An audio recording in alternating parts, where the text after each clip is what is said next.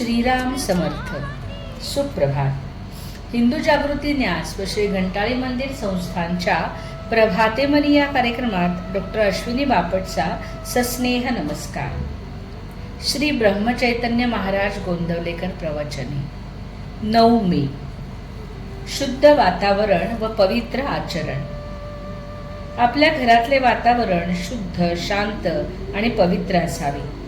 आपल्याकडे येणाऱ्या माणसाला परत जाऊच नाहीये असे वाटावे. अगदी भगवंताच्या इच्छेने प्रपंच चालला आहे असे समजून त्या प्रपंचात विद्या, वैभव, घरदार इत्यादी सर्व काही यश संपादन करा. अगदी एखाद्या राजयोग्याप्रमाणेच प्रपंचात ऐश आरामात राहून गाद्या गिरद्यांवर लोळा. पण हे करीत असताना तुमचे अंतःकरण मात्र भगवंताच्या प्रेमाने ओथंबलेले राहू द्या. कोणाशी वाद घालत बसू नका. जगाचा मान फार घातक आहे. त्याची चटक लागली की मनुष्य त्याच्या मागे लागतो. नंतर मान मिळवण्याची कृती थांबते आणि मानही नाहीसा होतो. जगातले अजिंक्य पुरुष सुद्धा कुठेतरी विषयात गुंतलेले असतात. तेथे त्यांचा घात होतो. जगाला ते भारी असतील पण त्या विषयापुढे त्यांचे काहीच चालत नाही. प्रेमात गुंतू नका, तसे द्वेष मत्सरातही गुंतू नका. दोन्ही सारखेच घातक आहेत. आपला प्रिय नातेवाईक मेला आणि आपण ज्याच्यावर दावा लावला आहे तो भाऊबंद मेला. दोघेही मेल्याचे सूतक सारखेच. त्याचप्रमाणे मनुष्य प्रेमाने गुंतला काय किंवा द्वेषाने गुंतला काय, नुकसान सारखेच होते. भगवंताचा विसर हा कोणत्याही कारणाने झाला तरी बरा नाही.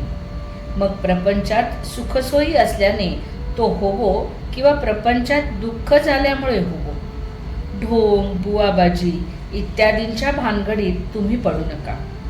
अगदी काहीही न केले तरी चालेल, पण ढोंग मुळीच करू नका. आणि सर्वांनी माझ्यावर कृपा करा.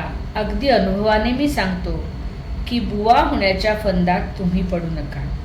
आपले कर्तव्य भगवंताच्या स्मरणात करून त्याचे अनुसंधान अखंड टिकू द्या.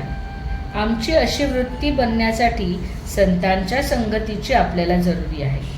आपण सर्वजण सत्संगतीमध्ये आहोत असे म्हणतो. मग आमची वृत्ती का न सुधारावी? तर संतांना ज्याची आवड आहे ते आम्ही धरले नाही म्हणून आमची वृत्ती सुधारत नाही.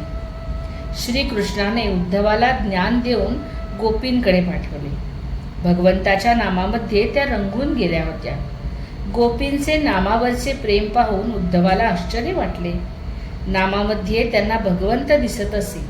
ते पाहून उद्धवाने देवाला सांगितले, देवा, तू मला ज्ञान दिलेस खरे, पण तुझ्या भक्तीचे प्रेम त्याहूनही श्रेष्ठ आहे, ते तू मला दे. खरोखर त्या नामाचे महात्म्य देवाच्या वर्णनापेक्षाही कठीण आहे. तुम्ही सर्वजण इथे आला आहात. इथून रामाजवळून काही ना काही मागून न्यायचे असेल तर त्या नामाचे प्रेम तुम्ही सर्वांनी मागा. सर्वांनी नामस्मरण करा आणि आनंदात राहा.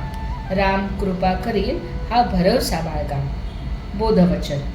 आपल्या जीवनात सहजता हवी. सहजतेमध्येच समाधान आहे. आजचा हिंदू कर्तव्य दिन विशेष. आज वैशाख मासाचा आरंभ आहे. तसेच महाराणा प्रताप जयंती व वज्रेश्वरीची पालखी आहे. मंडळी, रामरायाचे आणि घंटाळी देवीचे आशीर्वाद आपल्या कुटुंबावर अक्षय राहोत. जानकी जीवन स्मरण. जय जय श्रीराम.